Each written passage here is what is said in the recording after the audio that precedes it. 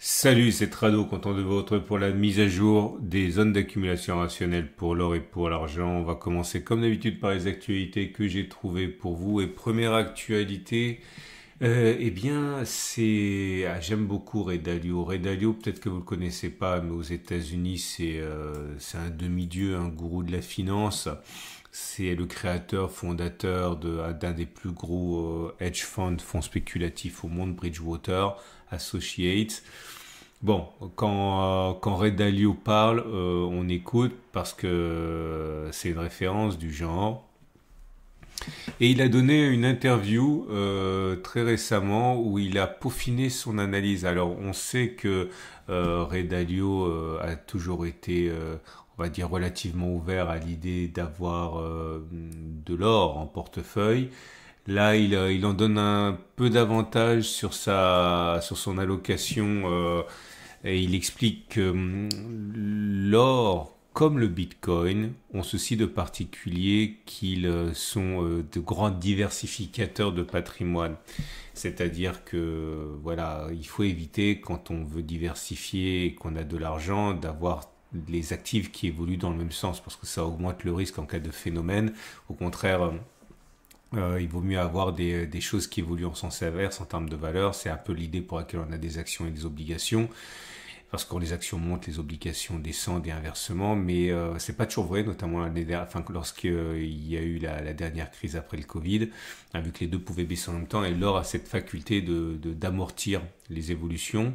Et il explique qu'il ne faut pas opposer gold et bitcoin. Il dit que les deux remplissent la même fonction. Il avoue sa préférence pour l'or, mais il considère quand même qu'avoir bitcoin et gold dans une proportion de 10-15% de son portefeuille, c'est quelque chose qui est souhaitable. Ok, donc voilà, maintenant on a les chiffres 10-15% pour gold et bitcoin, en sachant que gold a probablement, au regard de ce qu'il dit, une plus grande importance dans son portefeuille que bitcoin.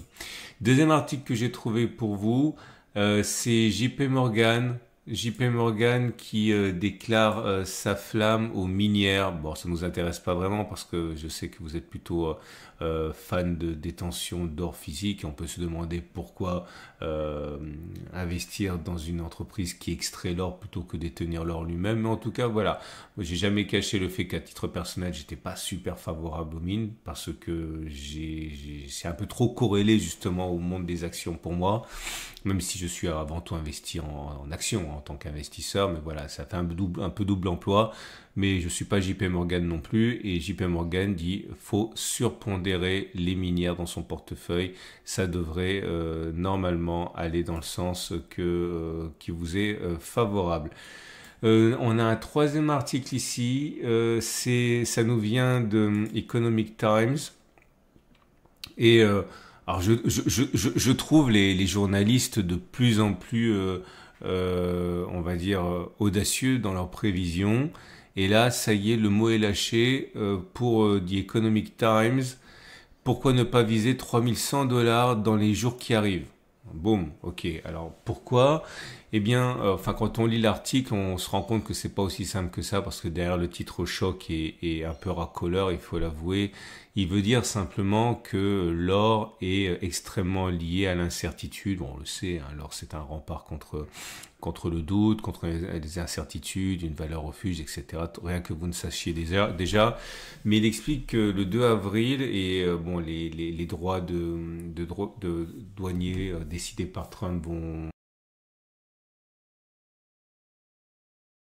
Enfin, il y en a déjà qui l'ont été, mais là, c'est une date importante, le 2 avril.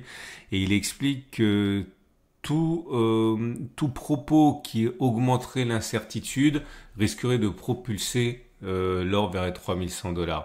Quand on gratte un petit peu, l'idée c'est que si Donald Trump dit quelque chose qui serait rassurant, Par exemple, s'il disait qu'il n'y aurait pas autant de droits de douane qu'il a pu dire et que finalement il va être plus cool que prévu, ça par contre, ça pourrait pénaliser l'or qui descendrait sous la barre des 3000 $ parce que il y aurait moins de tension, moins de stress, moins besoin de valeur refuge. Par contre, s'il devait rajouter encore à l'incertitude et ambiante, eh bien ça au contraire ça devrait propulser l'or vers les 3100. Ok?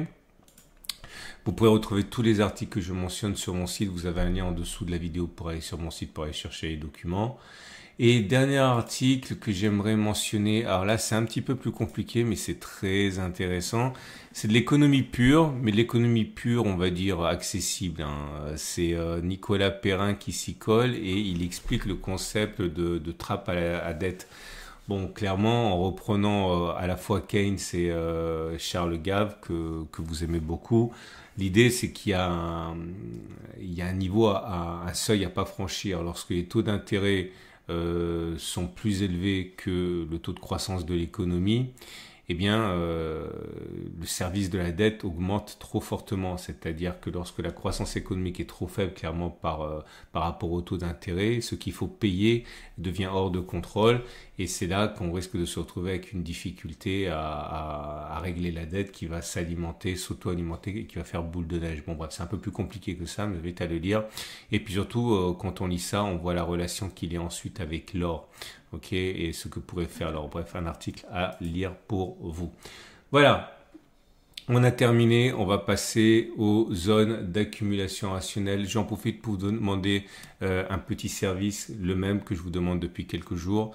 À savoir, n'hésitez pas à faire connaître ma vidéo en la partageant, si vous faites partie de groupes de discussion, si vous intervenez sur des commentaires YouTube et vous voyez que ça pourrait éclaircir le débat, n'hésitez pas à pointer vers cette vidéo YouTube, puisque encore une fois, j'ai la prétention de penser que ça aide quand même à voir un petit peu plus clair et garder les pieds sur terre lorsqu'on s'intéresse aux métaux précieux. Avant toute chose, je vous rappelle que mon partenaire, eh oui, je suis obligé de le mettre en avant. Un, parce qu'il me fait confiance depuis le début. Deux, parce que c'est mon partenaire préféré pour l'or et pour l'argent. Je sais que je me répète, mais voilà, si vous voulez travailler avec quelqu'un de sérieux, si vous voulez acheter de l'or et de l'argent physique, eh bien, vous pouvez passer par Aucoffre. Comme moi, je suis client depuis de très nombreuses années. Et si vous passez par moi et si vous passez par mon site, vous paierez moins cher. Vous allez sur mon site, Tradosor, vous cliquez sur la bannière ici et vous arrivez sur une page qui vous est réservée aux tradosoriens. Ça se passe ici, vous voyez, vous paierez moins cher. Donc, bon, il y a plein... si vous voulez m'aider ou soutenir la chaîne, ben, vous pouvez mettre vous le faites souvent, généralement c'est sympa. Mon code parrain, c'est Nenuxi, c'est en dessous de la vidéo. Et comme ça, bah, c'est un sponsor. Donc forcément, s'il voit que vous passez par moi, bah, c'est bon pour moi. Et une fois que vous êtes là, soit vous pouvez acheter la Vera Cash, enfin de la Vera Valor, pardon, mais vous pouvez acheter autre chose, hein, de l'argent, de l'or, etc. Et bon, je vous laisse découvrir ça. Mais si vous allez, bon, le fameux Napoléon, naturellement, si vous allez sur or, vous allez retrouver tout ce que vous pouvez acheter, l'argent, platine, palladium, etc. Merci infiniment. D'ailleurs, je reçois très souvent des messages de votre part me disant je veux passer par toi, etc. pour te remercier. Bah, sachez que c'est très apprécié parce qu'encore une fois, c'est un sponsor, hein, je ne le cache pas. Et plus vous passez par moi, plus ça justifie le partenariat, naturellement. Et on commence avec l'or libellé en euros, dont on pouvait craindre qu'il subisse le contre-choc d'un accord de cessez-le-feu en Ukraine. Soyons clairs, c'est une bonne chose, mais on pouvait s'en inquiéter un petit peu pour l'or. Et pour l'instant, soit les détenteurs d'or considèrent que ce n'est pas suffisamment pour être rassurés, soit il est tellement fort qu'il n'en a cure. Mais voilà, au moment où je parle, un accord partiel a eu lieu en Ukraine et l'or continue de progresser, même à rythme réduit, de 0,3%. On est au-dessus de la moyenne mobile à 200 jours, au-dessus de la moyenne mobile à 50 jours, donc la tendance de long terme, mais aussi la tendance de fond est haussière. Les bougies Aiki-Nashi indiquent que c'est plutôt neutre, pas véritablement de pression au moment où je parle, c'est vert, donc c'est plutôt positif, mais assorti d'une mèche haute, d'une mèche basse et d'un petit corps, il n'y a pas beaucoup de conviction là-dedans.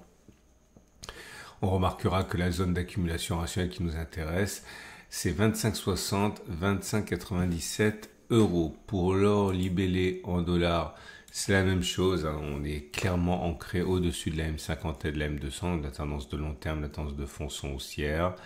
Là aussi, on rebondit, même mollement, mais on rebondit quand même. Là aussi, les bougies Aiki-Nashi n'ont pas véritablement de conviction, mais c'est rouge. Rouge, mèche haute, mèche basse, donc voilà, c'est pas très significatif, mais c'est pas haussier. Zone d'accumulation rationnelle, celle que j'aime bien, c'est 28,85, 28,40. Celle que j'aime moins, mais on prendra ce qui vient, c'est celle-là. J'ai oublié de mettre les valeurs. C'est 29,57, 29, on va dire à peu près 50. Je vous rappelle que ma stratégie cette année consiste depuis maintenant longtemps à vous inciter à considérer une double stratégie, une stratégie DCA, stratégie ZAR, c'est-à-dire que je vous donne un exemple, ça va plus vite. Si vous avez prévu d'investir, mettons, allez, 100 dollars ou 100 euros par mois en or, ça peut être plus, ça peut être moins, ça peut être tous les 2 mois, 3 mois, divisé en deux. La moitié étant investie à intervalles réguliers, par exemple le 15 du mois, ou le 3, ou le 6, ou le 25, et l'autre étant investie sur les zones d'accumulation rationnelle pour renforcer au moment des creux. Ok, donc après ça peut être 50-50, ça peut être aussi 80-20 ou 20-80, c'est vous qui voyez, mais l'idée c'est d'essayer de battre l'évolution du marché en renforçant pendant les creux, mais en ne risquant pas d'être sur le quai au cas où on ne consoliderait pas. C'est pour ça que la partie DCA est importante également. Donc voilà, partie DCA sur 29,57, 29,50 et si on a de la chance 28,85, 28,40 pour l'argent à présent. L'argent métal libellé en euros rebondit furieusement aujourd'hui avec plus de 2% au compteur. On est au-dessus de la moyenne mobile à 200, au-dessus de la moyenne mobile 50, donc tendance de long terme, la tendance de fond sont haussière. La zone d'accumulation rationnelle n'a pas changé pour l'instant. Je considère toujours que c'est 28,8, 27,4. Je ne sais pas si on va y aller. On est déjà allé 2 fois. Je changerai éventuellement plus tard, mais pour l'instant, je la maintiens à 28,8, 27,4. Je ne perds pas confiance. Peut-être qu'on ira la chercher. Et l'argent libellé en dollars, c'est pareil. On rebondit de plus de 2%. Tendance de fond haussière, tendance de long terme haussière, zone d'accumulation rationnelle pour moi c'est 31,4, 38. Voilà, on a fait le tour. Si vous avez aimé, pensez à liker, ça me fait plaisir. Pensez à partager, ça me fait plaisir. Pensez à vous abonner, ça me fait plaisir. Pensez à revenir samedi pour la mise à jour, ça me fait plaisir. Et merci d'être de plus en plus nombreux à suivre ce format, à vous intéresser à l'or, à l'argent. Évidemment, ça me fait plaisir. À samedi pour la mise à jour.